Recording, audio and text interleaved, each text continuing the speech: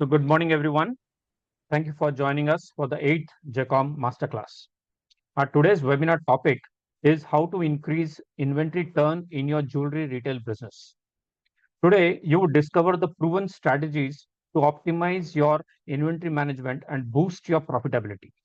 I am Deepak Tulsian, a jewelry growth consultant and founder of mywisdomlane.com.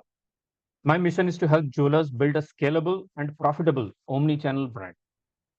JCOM is an initiative of My Wisdom Lane and stands for Jewelers Community for Omnichannel Mastery. It is a group of progressive jewelers from India and abroad collaborating for exponential omnichannel growth.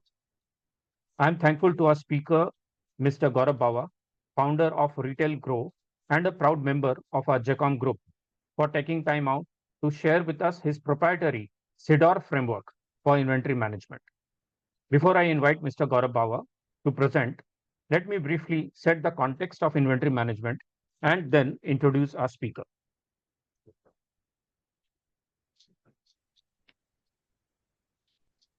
As you can see this quote by Rhonda Abrams, it says inventory is money sitting around in different form. We all know in jewelry business, especially precious jewelry, inventory is the biggest capital. As much as 90% of the capital of a retail business is locked in inventory, and that's basically money which is locked.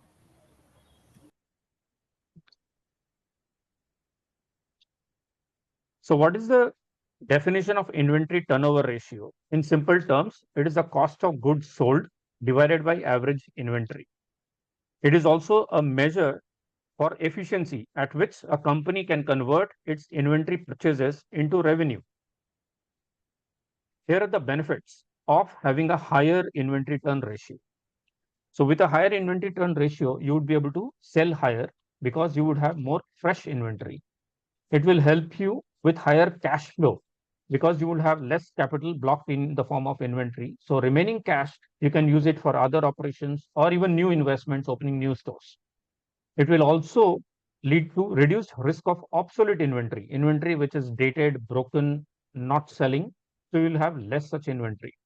It will lead to reduced cost of storage, insurance, and security. You would need lesser display space, lesser storage and security and insurance. And it will also lead to better supplier relationships because more the inventory turn, you would be able to faster rotate the sales and make the payments faster. So it would lead to a better relationship with the suppliers. Let me now introduce Mr. Gaurav Bawa. He is the founder and CEO of Retail Grow consultancy firm, as well as a founder and CEO of Bawa Jewelers. His mission is to revolutionize the jewelry retail industry through innovative strategies and data-driven growth. His experience is about 31 years in jewelry retail, consulting, and business development. He is the founder of Retail Grow, a leading consultancy enhancing profitability and growth for jewelry retailers. He is the CEO of Bawa Jewelers, a leading brand with 97 years of excellence in fine jewelry. He also currently specializing in lab-grown brands, which he would talk about during his presentation.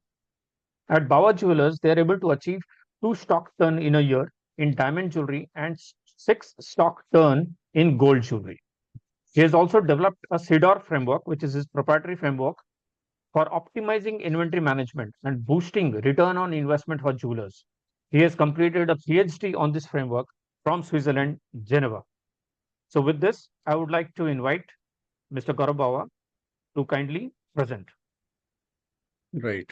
First of all, thank you very much, Deepak ji, for such a lovely introduction.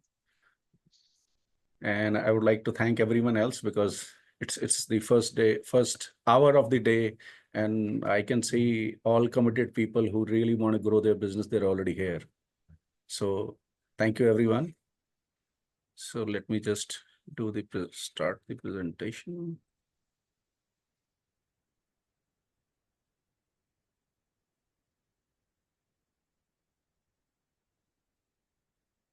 So today's workshop, what we are going to do, we are going to talk about how to increase inventory turnover in jewelry retail business. It works for wholesale as well. So even if we have someone who's in the wholesale or in e-com, it would work for everyone.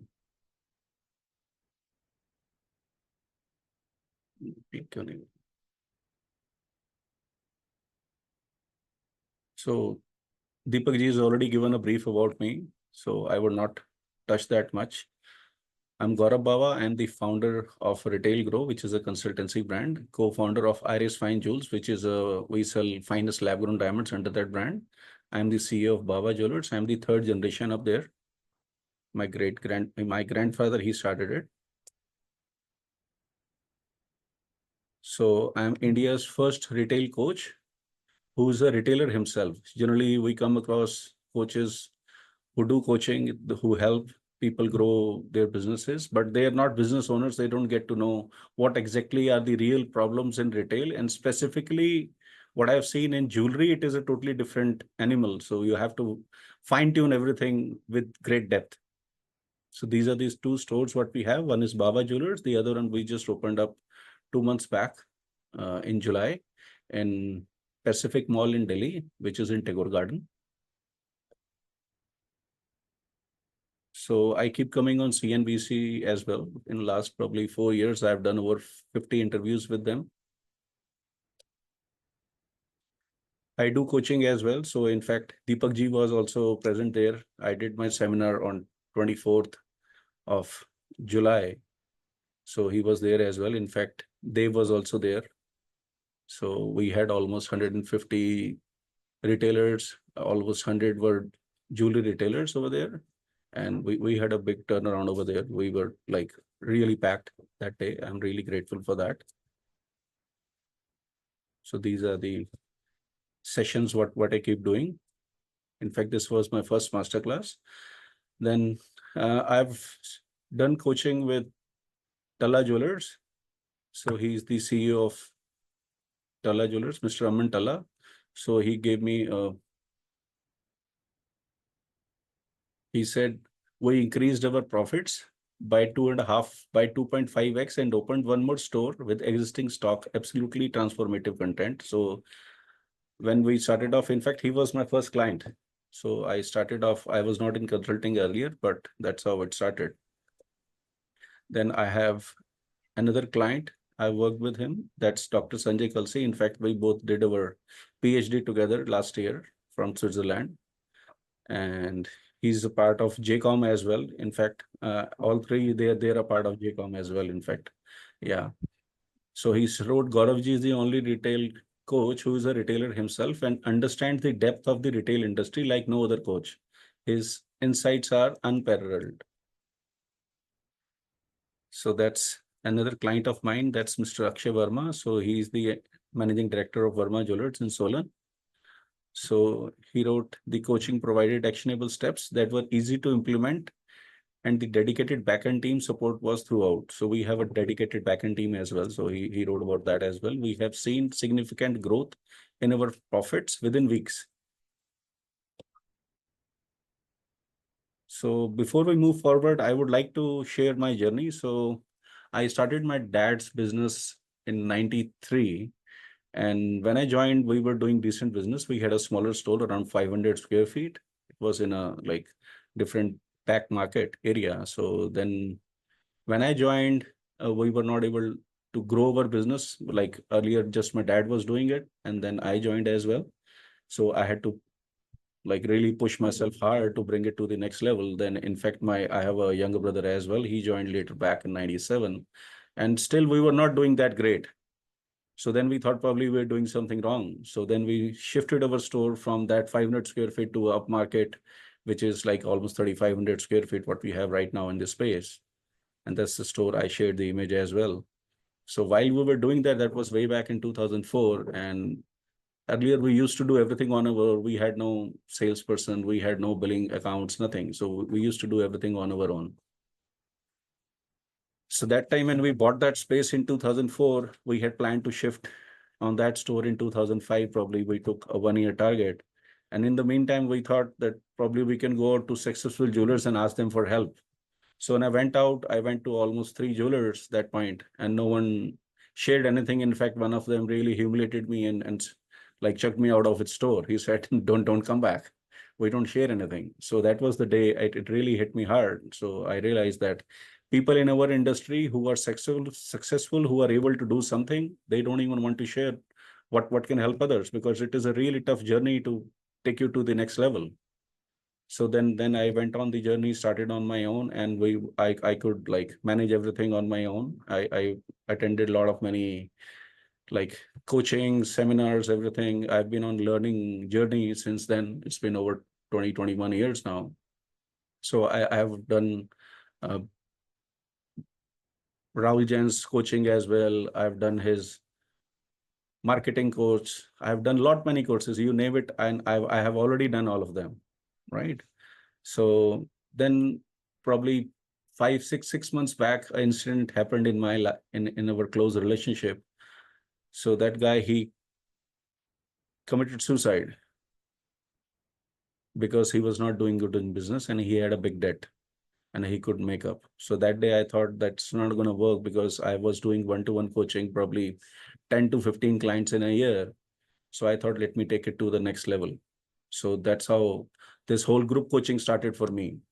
So this is what I want to create, because I don't want anyone else to suffer so hard that it's a big dent for the family and the society as well. So that's how the whole thing started. And today I've started the program wherein I have almost 38 people who are participants who are on board, and we have already completed 2 sessions for that. That's how everything started for me. So to move forward, so we'll talk about the common problems what we have in jewelry retail.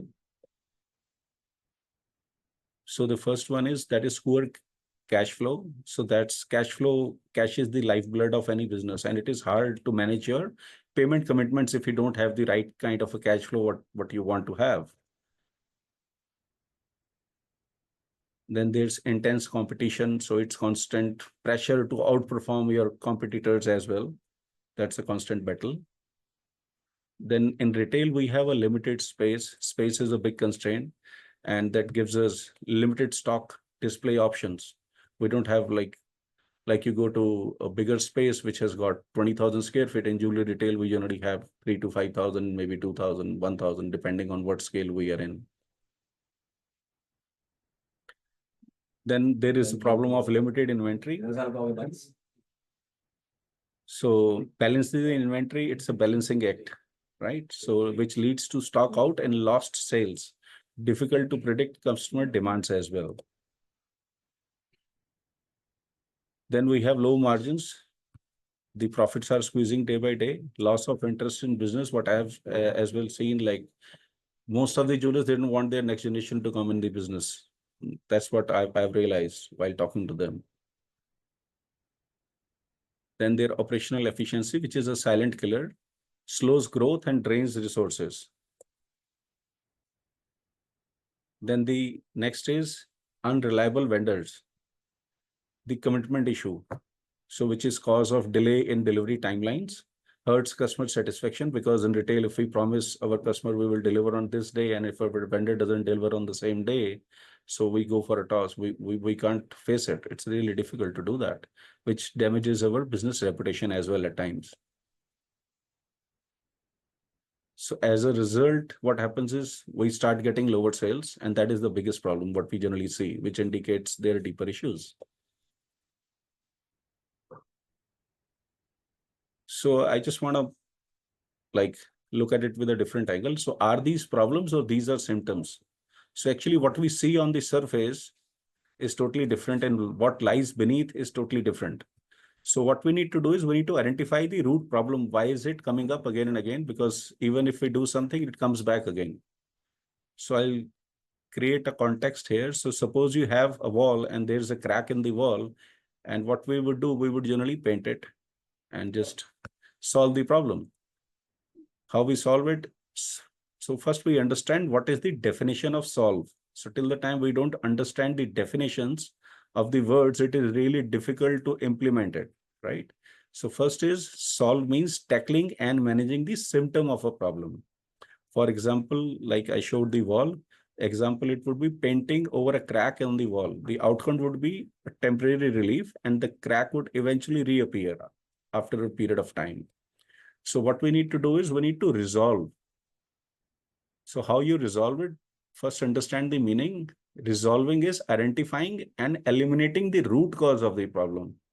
So just For example, fixing the foundation, causing the crack. So first we need to fill up the gap, fill it to the fullest, let it dry, and then paint it so that the crack doesn't come up again.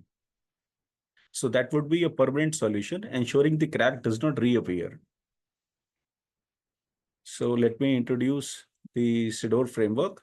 So I've done a PhD on this from Switzerland, Swiss School of Business Management in Geneva.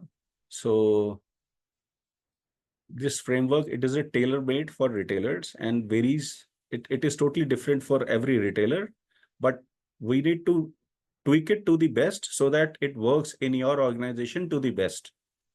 So it gets you quick profits, and it is a systematic approach. There is no hustle bustle. It is a systematic way of implementing. So let's see what SIDOR is. So the word S, that is the first letter, which is S, that stands for stock aging. So let's see what is stock aging. So actually, Deepak ji also shared a slide, a quote by someone about stock. So I have created this one on my own.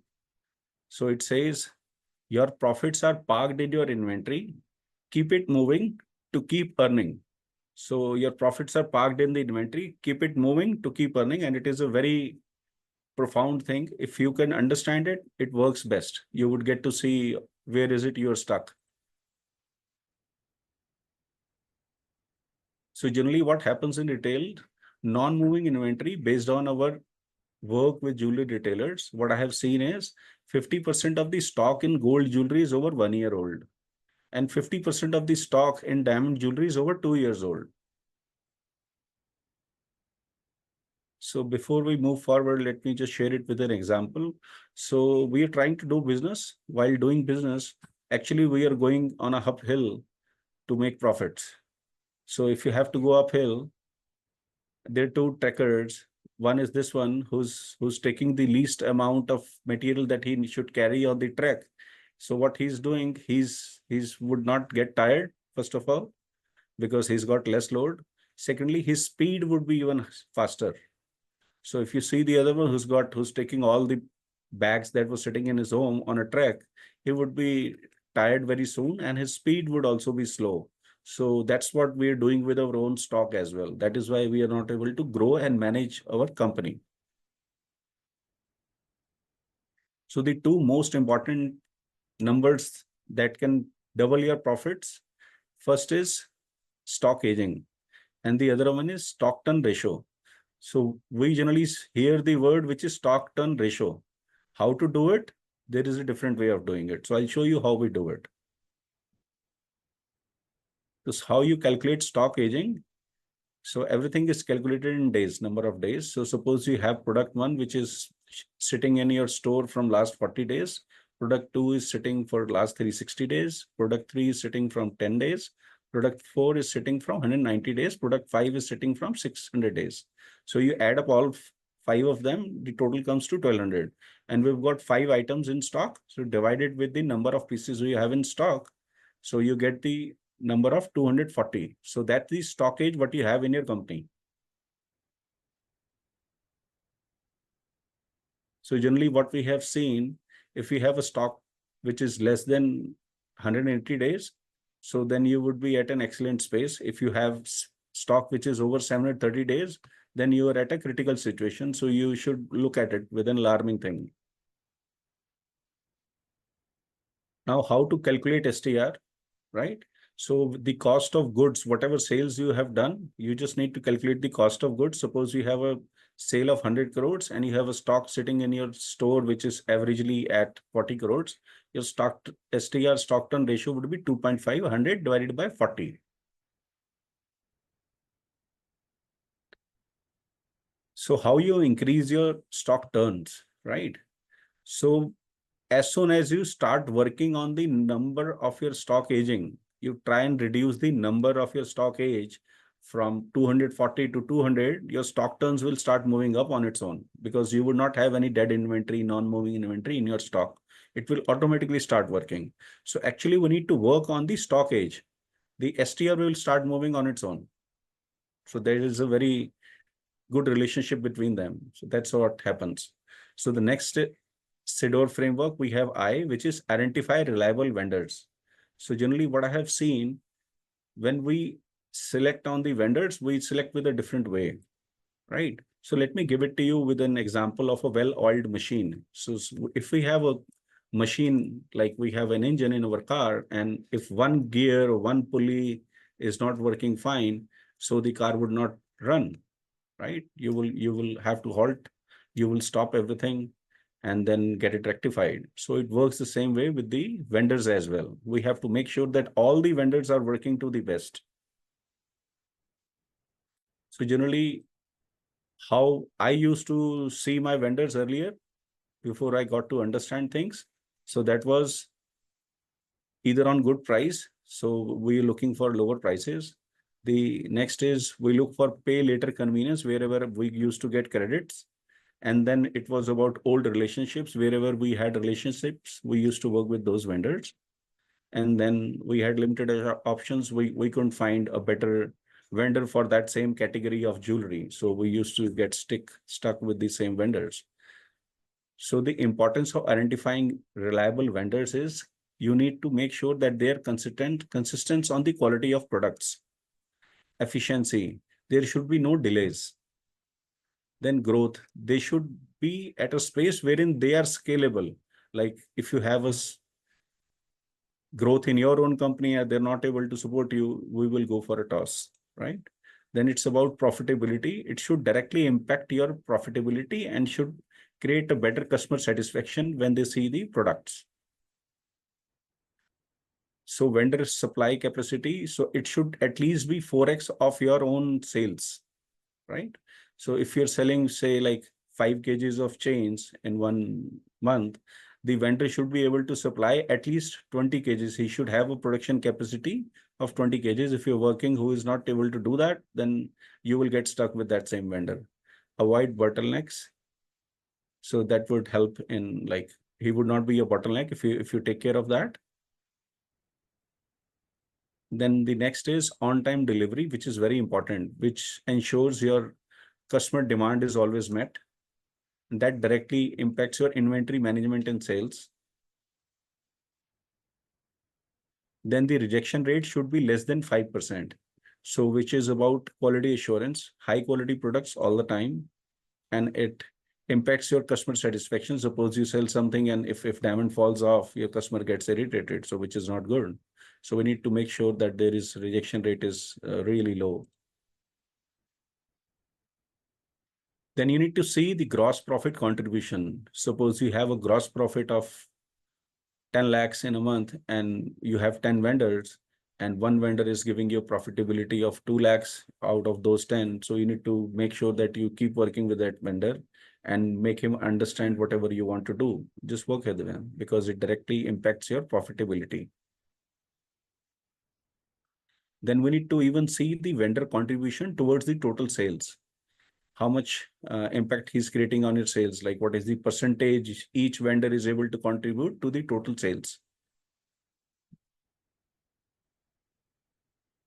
So how should we evaluate our vendors? So first is on-time deliveries need to be monitored. Rejection rate should be less than 5%. Gross profit contribution should be monitored, and your vendor contribution towards sales should be monitored as well. If you monitor all those 4 points, you will be able to grow your profits as well. So D is design monitoring. So let's understand this. What is it? So design is the steering wheel of your business. Keep a firm grip on your customer preferences because we have a set of clients who walk into our store and they are consistent. We have a certain type of customers who walk into our stores. So if we know what are their preferences, so we will have a firm grip on the business. So let's see it with an example of a best-selling bookstore. So we've got given 2 examples here. One is at the top, which is fully loaded, like with inventory. They've got all the books, everything. So if you walk into this store, there are higher chances that you would buy, but still, if they don't keep a track of what is selling the best, they would still have stockouts like you see here, there are less of books. Probably they have sold these books and they have not brought it back to the shelf. So they will start losing clients, and the customers would not come back and tell you. If you try to keep too low inventory, which is also a problem, you will not have the best books which are selling. So how we do that? So repeating best-selling designs, identify top sellers, use sales data to pinpoint the best-selling designs, maintain stock levels, ensure popular designs are always available, and regularly update your inventory so that the refresh stock to meet customer demand. So the sales distribution by stock, 65% of the sale, if you look at it, would come from stock, which is 25% only. And next 25% stock will give you 25% sales. And whatever stock you have in the end, which is over 1 year or 2 years old, which would be close to around 50%, will give you only 10% sales. So this is the actual killer, what is killing us. So we need to make sure that we manage it well. So what we need to monitor for design monitoring, first is sales contribution, then turnover rate, how many times you're able to sell that product by that of that design. Then you have to keep a track of the customer demand as well, and you need to maintain your profit margin in the end as well. So you need to monitor all 4 factors simultaneously. So tips for effective design monitoring, use data analytics, identify best sellers, and automated reordering system, because generally if we are dependent on our own self, or we have a team who would be doing everything every day, so there are chances that you will not be able to do the right amount of things that you need to do, and you will skip on certain products that need to be ordered. So it is better to automate it. The next is optimum level of inventory. The sweet spot of inventory levels is found through careful analysis and adjustment. So we need to see the data of at least 1 year to understand how much pieces you should keep in stock, of what weight, of what category, of what subcategory, what design. Everything needs to be monitored very thoroughly. So look at it with the example of a balanced diet. Suppose you start eating only fruits, and that too one kind of a fruit, so you would have a deficiency of certain minerals in your body. So you need to make sure that you eat all kind of food so that you have a healthy body. So what are the inventory challenges that are there? First is either we are understocked, which leads to missed sales opportunity and unhappy customers. The second is we are overstocked, which ties up our capital and increases holding cost. And the third one is we are wrongly stocked. We are not overstocked, we are not understocked, but we are wrongly stocked, not able to cater to customer demand, although we have a decent amount of jewelry which is sitting in the store. So importance of optimum level of inventory. So which is, it helps in balance supply and demand, ensure you meet customer demand without overstocking anything, reduces cost, minimizes holding cost, and frees up your capital. Enhanced cash flow, keeps cash flow healthy for preventing excess inventory. The benefits of optimum inventory management, it increases your sales. Sales are a result of optimal inventory. Better customer satisfaction, which is ensures popular items are always in stock and ready to be sold, facing the clients. And improved profit margin, it will automatically increase your sales, your profits will automatically move up, because that's the real goal of business. So R, that stands for return on investment enhancement. So what we are working is, we are working on every year to grow our profits, right? So this is how it would help. So look at it with the example of an athlete. So what does an athlete do? To run for a marathon, maybe 2 years down the line, he goes to practice every morning. He has a coach, who is helping him achieve that goal, whatever he has in head, right? So he has to make sure that he goes for a jog every morning, he exercises, he has the right kind of diet, he sleeps well, So these are certain factors that very particular athlete has to take in head and has to stick to it. So that's how the ROI works as well. Right. So minimum return on investment targets for jewelry retailers, what I have seen in my whole coaching and at this, what we've been doing at our store as well, that for family retailer in gold needs to achieve at least 30% ROI. If you have invested, say 10 crores, you should be able to make a ROI of at least 30%, right? And then a family retailer for the diamond jewelry business centric, it should be 50%. If you don't make 50%, it's going to be like you would be out of business very soon. It's a deterrent. So what are the challenges? Challenges are we are not able to identify reliable vendors, maintain optimal level of inventory, monitoring the performance of product design, effective stock management, optimizing net profit percentage of our own stores.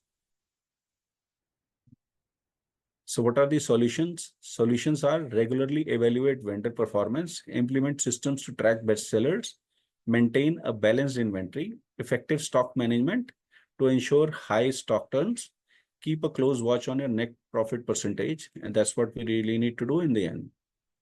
So let's do a recap of the whole thing. So I shared everything with you, which is first is S, that is for stock aging management.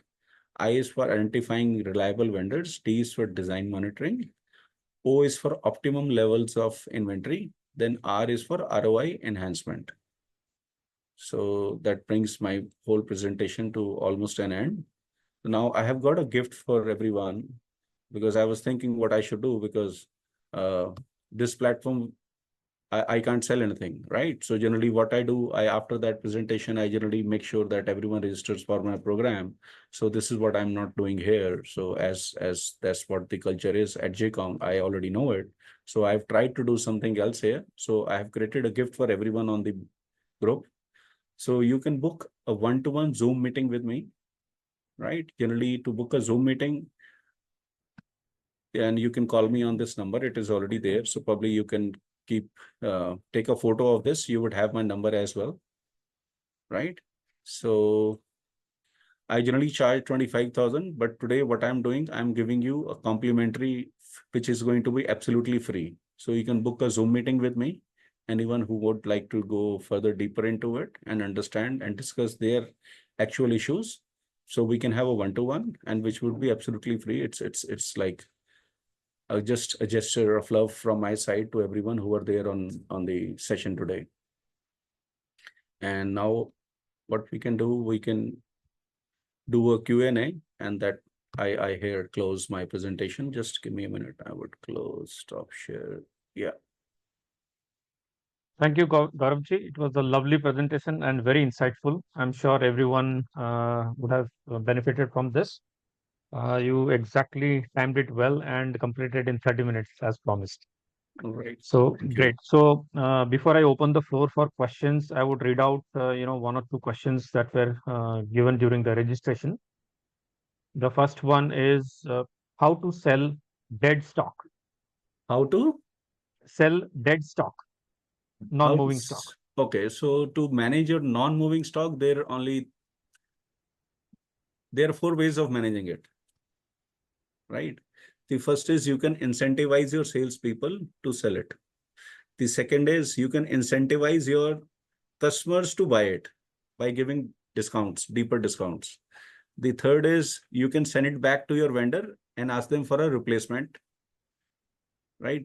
So generally the vendors, if you're doing good business, they would not mind taking it back. And the last option, you will have to melt it, because in gold and diamond jewelry, we are really lucky that our raw material is still there and we can reuse it. So these are So, the 4 ways we can manage it. okay, great. So I believe if your CEDAW framework is followed well, the case of non-moving would be much lesser. Yeah. You can reduce it to close to, I would say, around 10 to 15%. Great. So the second question was, what are the best practices while we purchase new designs or concepts? See, you have to keep a strong eye on what is selling. So once you identify your best seller, right, then you can replicate a little variant on the same and keep it in stock. to keep the right track of what is selling. So generally, if we see, that's how it works. When you go to a wedding, you would see, like nowadays, if you go to a wedding, you will see a lot of people wearing green because of the Ambanis. So that has become a trend. So you need to keep a monitor, close eye on whatever is selling. So that's how it should be managed. So you mentioned your gold inventory turn is 6. Yeah. So would you like to share the secret? How did you increase gold inventory turn? Yeah. So in fact, we do 6.1. We just calculated last evening because I thought, let's see where we are now. So we're doing 6.1 right now for gold jewelry, and for diamonds, we're doing over two stock turns. This year's target, we are aiming at 3. So we are on track. We should be able to do, I think, close to 3 this year.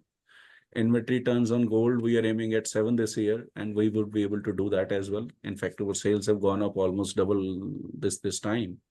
We will do that. So how we do it is, I just follow this framework, what I shared with you, with everyone today. So we have a very close way of implementing it. I don't have any rights to do anything. So it is all like system driven. I can't heckle anything and go in between and say, okay, let's do that. So if you follow the procedure, if you follow the step, things will fall in place on its own. I've shared everything, so it is not difficult to do it, but you need to understand how to implement it. So that's the framework I've already shared. Great. So at this time, I will open the floor for live Q&A.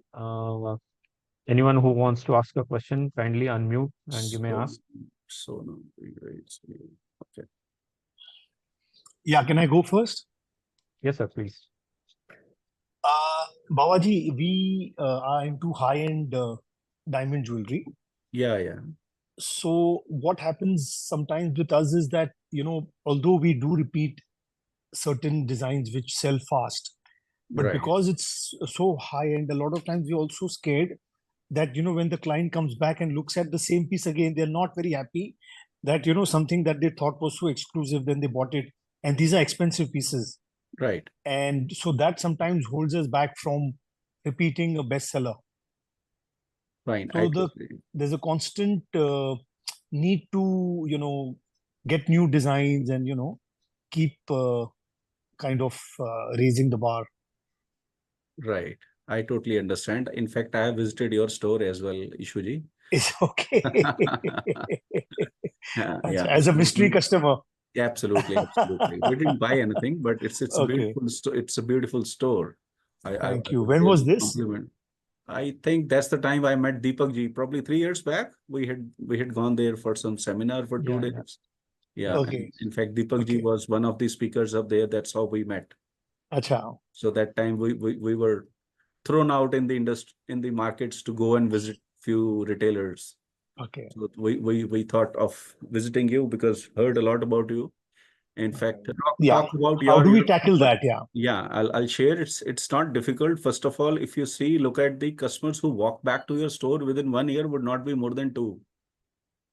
If you look at one customer, he would walk into your store not more than 2 times generally, or is it more? No, my top clients visit much more. Okay.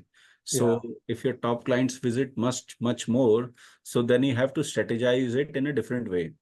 So you need to see that if you're selling products which are for your store, which are below maybe 3 lakhs or 5 lakhs or 2 lakhs, you need to find the right spot.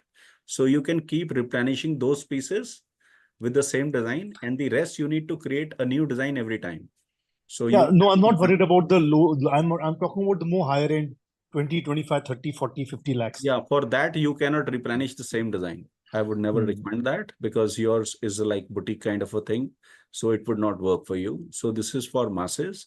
So you can take care of it in a different way. But if you want to replenish the same design, it would never work because they get emotionally hurt, the customer who's already bought. We do that. So how we manage it is we don't replicate the same design. We make few changes, little bit changes, and then like come up with the same kind of a design. Suppose you sold green, you can do little changes. Instead of baguettes, you can use marquees, or like few cosmetic changes you do, and you can sell that. Then people don't mind that. Then you can say that they also realize it is different from what I have bought. Correct. Thank you. Thank you so much. You're welcome.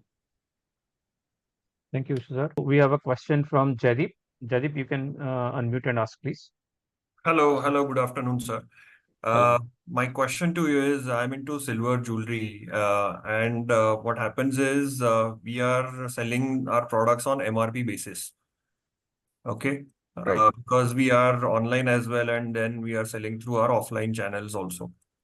So my question is, silver raw material prices are changing on a daily basis, and they have risen very significantly over last almost 12 months. Right. So, and I cannot change my product prices that dramatically when I'm selling it on MRP basis. Right. So when I'm trying to maintain my inventories or trying to make the repeat stocks of my best sellers or trying to make new designs, it is becoming very difficult to maintain the same levels of stock, or it is eating a lot of my margin. So is there anything that I need to do with my inventory, or increase the price, or anything that you can suggest on this part? The best is to increase your margin. Okay. Don't work on low margin. So because if you see the price of silver can move up between 10 to 20% any point in time in 6 months. Right. So we keep a little margin, obviously, but now in last 12 months, it has risen almost by 45%. So that is something otherwise we'll have to change the pricing of our entire product line. You see, if the price has gone up by 50% in last 6 months, I don't think so that happened. Maybe I'm not aware of the silver prices as yet. So you can just see that and verify whether that is correct or not first. Secondly, you should work on higher margins instead of doing like little up. You should at least mark up your product. Like you had an instance wherein a product which was 100 has gone up to 150 as your cost on your raw material. So you should mark it that way already. Okay. That would make it easier. So I in think the case same thing you applies want, for gold. Even yeah, gold, we saw, 20% jump in the there prices. So I'm is, sure yeah. it So has there is reflected another in the way of price. doing it. I'll share that as well. How we have been doing it in our diamond jewelry. We do the same. So instead of putting the price on the tag, we've used RFIDs. You just put it on a piece of scanner and you get to know the price.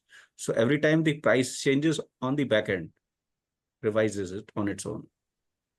Okay, fine. Thank That you, sir. would make it I will easier. have some more questions, but I think I'll better book a session with you separately so that Yeah, we that can would be better better because understand. this is a very vast topic and it will Yes. probably eat up at least 30 minutes. Yes. Thank you. Thank you so much, sir. You're welcome. Thank you, Jadip. Let's move to another question. Kindly unmute and ask. Hi, this is Sonam. Thank you so much for your insight. It was a really, really good presentation. Thank you. Mr. Baba, my question is with regards to finding the ideal vendor.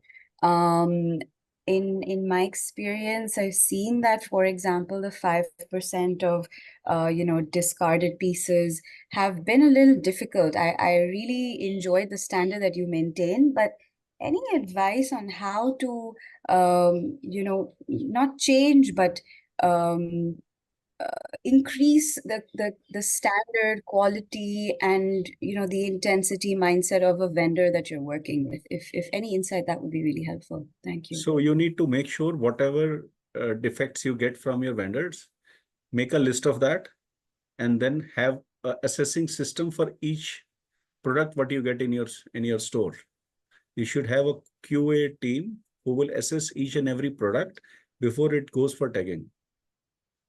So you can assess your vendors. In fact, what we do, we have a vendor assessment system, right? So we even give certificates to our vendors. So this year we gave the best on-time delivery certificates to KGK, which is a leading diamond company in India. And we even gave them for the best zero rejection as well. We didn't have any defects in the jewelry we received from them in last 1 year.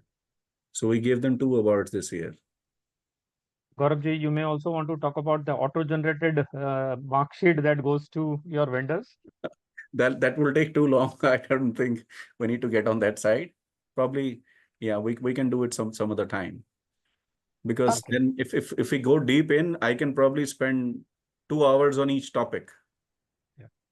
Thank So you. basically, what I heard last time was, there's a mechanism where automatically every Monday, I believe, was some frequency, a report goes to the vendor showcasing the rejection rate and his performance on That certain goes parameters. once a month. The rejection rate goes once a month, and on-time deliveries goes every week. So we give them automated WhatsApp message. It goes as a PDF on mail as well as on WhatsApp.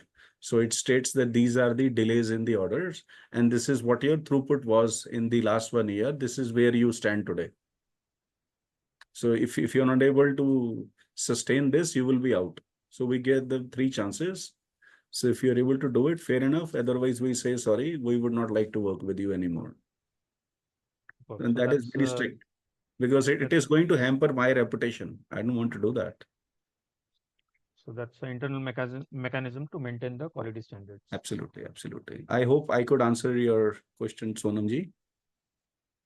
Yes, that was very helpful and very refreshing to hear. Thank you. You're welcome. Great. We are open to any more questions, please. Good afternoon, Deepak ji. Good afternoon, sir. Good afternoon. मेरा एक question था कि हम optimum level कैसे set कर सकते हैं, किस तरीके से, किस बेस पे, मतलब अगर हम लोग लास्ट ईयर का सेल देख के ऑप्टिमम लेवल करना चाहिए, कैसे करना चाहिए? लास्ट ईयर का सेल देख के करना चाहिए. जैसे सपोज आपने एक प्रोडक्ट में if you are able to sell close to around 100 pieces in 1 year, so that means you were selling close to around 8 pieces in 1 month, 2 pieces a week. Right. So you need to calculate, if you sell 1 piece out of those, if you keep 2 pieces in stock, you sell 2 pieces in 1 week, so you should have at least 6 pieces in hand, so that you are never out of stock of that very particular piece. But समझो कि rings for example पूरे साल में मैंने 200 pieces बेचा, तो मेरा optimum level ring का कितना होना चाहिए, किस बेस पे होना चाहिए? वो उसको आपको अभी सिर्फ रिंग का 200 नहीं देखना है, आपको ये देखना है कि कौन सी सब कैटेगरी में, कौन सी वैरायटी में आपने बेचा. Suppose you sell gold jewellery और diamond jewellery. First of all, diamond jewellery. Okay, so if you sell diamond jewelry, you should make sure that you have optimum level of inventory for each segment. Like you sell solitaire rings, then you sell invisible setting, then you sell miracle setting, then you sell illusion setting. So you have to make a note of everything separately and then see what to do.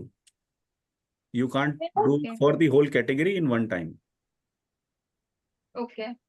Yeah. Babaji, Taruna is part of our team. तो her Okay. question basically is because हम कल ही बैठे थे rings को लेकर के कि क्या मेल्ट करना है, तो her major question basically इसके समझो हमारे पास अभी 400 रिंग है. Right. Okay, now she's talking about the whole total category. Right. And she wants to know कि optimum level rings की कितनी होनी चाहिए. For that she's kind of basing it on the scientific thing of whatever sold last year.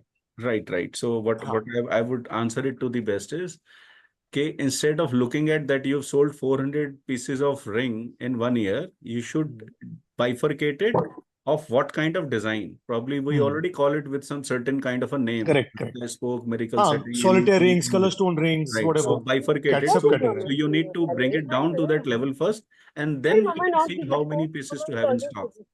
और It might go to 600, it might reduce to 300. I don't know right now.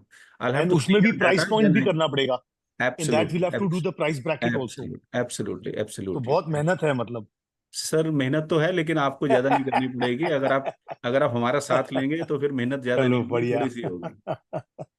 Very good. बहुत ज्यादा नहीं है. It is आपके तो बहुत close friend हैं, क्या नाम, अक्षय. आप अक्षय से बहुत ही क्लोज फ्रेंड है. हाँ जी.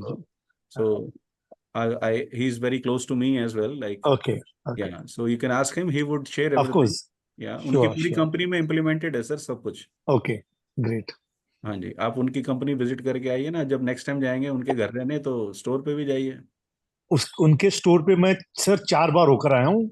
उनके घर पर भी 4 बार हो गया, उनके स्टोर पे भी 4 बार हो गया, और हमने पूरा दिन स्पेंड किया. थे आप लास्ट कब गए थे? लास्ट हम कब गए थे? मेरे भी 4 या 5 महीने पहले. 5 महीने पहले गए थे, तो ठीक है. अप्रैल में 5 महीने पहले वो आपको चेंज दिखा स्टोर में काफी कुछ? हाँ चेंज दिखा. तो जो चेंज आपको वहां दिखा वो आपका भी हो जाएगा. चलो It's बहुत not a अच्छा. rocket science. It is No, very no, of course easy. not. Of It course is not. not. It is not difficult to do it. It is very Yeah, easy. One thing yeah. is you have to follow is you have to make sure you do the same what is there on the system. Correct. That's it. Correct, correct, correct, correct. Yeah. No, I think आपका presentation बहुत अच्छा था, and what I liked is it was concise and brief. You know, कभी-कभी presentation इतना लंबा हो जाता है कि आदमी का interest खत्म हो जाता है, but you kept it so structured and your bullet points were absolutely bang on. So thank you so much for a lovely presentation, and Thank I'm you. sure we'll connect again and take it forward. Surely, surely. Thank you very much. Deepak ji ने डराया इतना था ना पहले कि 30 minutes हैं. So I had to reframe everything because I did the same kind of a presentation in my session and it took me almost 4 hours, if I'm not wrong. Correct, Deepali. correct, correct. Took me 4 hours. So It 4 just hours allows को compress कर for दी कि हमने 30 minutes कराया है. yeah, thanks Gauravji for doing that. It allows for a little more interaction. Absolutely, absolutely. We it have one helps. more question in the chat box. It's from Rohit Bansal. He asks, what ERP platform do you use to do Okay. this reporting and communication on time? See, we have created everything on our own. Generally, as an ERP, we are using Ornet NX right now, but that doesn't help to the kind of things I have shown. For this, we have created another ERP, which works as a governing ERP. So I have created a software company as well. So after once I do the consultancy, so I give a subscription to that as well. So you can use that software and everything is automated. So it fetches data through API from my Ornet software and creates everything on its own. It tells me whatever orders need to be sent, it sends automatically. Whatever new designs we need to create, it tells me, okay, this is there in the design bank. You can order from these pieces. Amazing. So great automation there. Gauravji, there's a question on the definition of stock turn ratio. Is it cost value divided by stock at cost Yes, or at the sale absolutely. value? No, it is at cost. COGS, cost of goods sold. Okay, great. We have few more minutes. So any more questions, please feel free to raise your hand and ask.